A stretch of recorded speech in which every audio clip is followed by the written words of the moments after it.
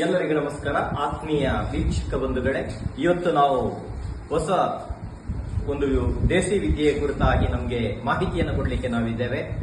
ಇವತ್ತಿನ ಬಹಳ ಮುಖ್ಯ ವಿಷಯ ಹಿಡಿಸೂಡಿ ಮಾಡುವ ಕಲೆ, ದೇಸಿ ತುಳುವಿನಲ್ಲಿ ಮೈಪುಸೂಡಿ ಮಂತ್ರ ಕಲೆ ಎನ್ನುವಂತ ವಿಚಾರ. ಅದನ್ನ ನಿಮ್ಮ ಮುಂದೆ ಈಗ ಪ್ರಸ್ತುತಪಡಿಸುತ್ತಿದ್ದೇವೆ. ಹೋಗೋಣ, ನೋಡೋಣ.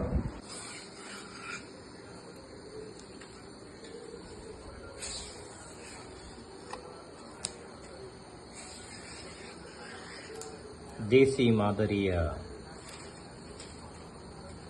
ಹಿಡಿಸೂಡಿ ಮಾಡುವ ಒಂದು ಕಲೆ ನಮ್ಮಿಂದ ಈಗ ಮರೆವಿನ ಹಂಚಿಗೆ ಹೋಗ್ತಿರುವಂಥ ಕಲೆ. ಈಗ ಪ್ಲಾಸ್ಟಿಕ್ ಮಾದರಿಯ ಹಿಡಿಸೂಡಿಗಳು ಮಾರುಕಟ್ಟೆಗೆ ಬರ್ತಾ ಇದೆ. ಆದರೆ ಪಾರಂಪರಿಕ ಮಾದರಿಯಲ್ಲಿ ಹಿಡಿಸೂಡಿಯನ್ನು, ಪೊರಕೆಯನ್ನು ತಯಾರು ಮಾಡುವ ವಿಧಾನ ಇಲ್ಲಿದೆ. ಇದಕ್ಕೆ ಬೇಕಾಗಿರುವುದು ತೆಂಗಿನ ಗರಿ ಮಾತ್ರ. ತೆಂಗಿನ ಗರಿಯನ್ನು, ಹಸಿ ತೆಂಗಿನ ಗರಿಯಿಂದ ಈ ಹಿಡಿಸೂಡಿಯನ್ನು ತಯಾರಿಸಲಾಗುತ್ತದೆ.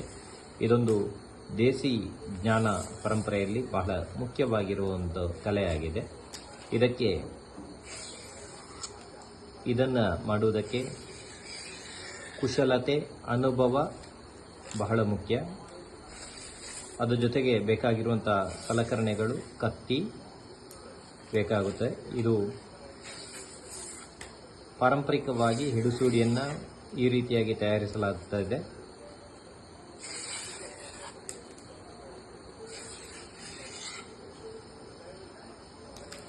ಈ ಹಿಡಿಸೂಡಿಯನ್ನು ಉದ್ದಕ್ಕಿದ್ರೆ ಮನೆಯ ಒಳಗಿನ ಪ್ರದೇಶವನ್ನು ಗುಡಿಸುವುದಕ್ಕೂ, ಅದು ಗುಡಿಸಿ ಸವೆದು ಹೋದಾಗ ಅದು ಅಂಗಳವನ್ನು ಗುಡಿಸುವುದಕ್ಕೂ ಕೂಡ ಅದನ್ನು ಬಳಸಲಾಗುತ್ತದೆ. ಸಾಮಾನ್ಯವಾಗಿ ಕನ್ನಡದಲ್ಲಿ ಪೊರಕೆ ಎನ್ನುವಂಥ ಹೆಸರಿಂದ ಕರೆಯಲ್ಪಡುವ ಈ ಹಿಡಿಸೂಡಿ, ತುಳು ಗ್ರಾಮ್ಯ ಭಾಷೆಯಲ್ಲಿ ಇದಕ್ಕೆ ಮೈಪು ಎನ್ನುವಂಥ ಹೆಸರು ಕೂಡ ಇದೆ. ಮೈಪು ಎನ್ನುವಂಥ ಹೆಸರು ಕೂಡ ಈ ಹಿಡಿಸೂಡಿಗೆ ಇದೆ. ಒಂದೊಂದು ಕಡ್ಡೆಗೆ ಚೀಂಕರ್ ಅಂತ ಕರೀತಾರೆ. ಹಾಗೇನೆ ಒಟ್ಟು ಚೀಂಕರುಗಳು ಒಟ್ಟು ಸೇರಿದಾಗ ಅದನ್ನ ಮೈಪು ಸೂಡಿ ಅಂತ ಕೂಡ ಕರೀತಾರೆ. ಒಂದು ಸೂಡಿ, ಒಂದು ಕಟ್ಟು ಅಂತ ಅರ್ಥ ಕನ್ನಡದಲ್ಲಿ. ಸೂಡಿ ಅಂದ್ರೆ ಒಂದು ಕಟ್ಟು ಅಂತ, ಅದಕ್ಕೆ ಮೈಪು ಸೂಡಿ ಅಂತ ಕರೀತಾರೆ. ಈ ಮೈಪು ಸೂಡಿಯ ಉಪಯೋಗ ಕೇವಲ ಮನೆಯ ಗುಡಿಸುವುದು, ಸ್ವಚ್ಛ ಇಡುವುದು ಮಾತ್ರ ಅಲ್ಲ. ಎಷ್ಟೋ ಸಂದರ್ಭಗಳಲ್ಲಿ ಇದರಿಂದ ಈ ಸ್ವಚ್ಛ ಮಾಡುವ ಈ ಕ್ರಿಯೆ ಮಾನಸಿಕವಾದ ಸ್ವಚ್ಛತೆಯನ್ನು ಕೂಡ ಮಾಡುತ್ತೆ ಎನ್ನುವುದಕ್ಕೆ ಅನೇಕ ದಂತಕಥೆಗಳು, ಅನೇಕ ಐತಿಹ್ಯಗಳು ನಮ್ಮಲ್ಲಿದ್ದಾವೆ. ಸಾಮಾನ್ಯವಾಗಿ ಏನಾದರೂ ಮಂತ್ರವಿದ್ಯೆಗಳಲ್ಲಿ ನೀವಾಳಿಸುವುದಕ್ಕೂ ಕೂಡ ಈ ಹಿಡಿಸೂಡಿಯನ್ನು ಬಳಸ್ತಾರೆ.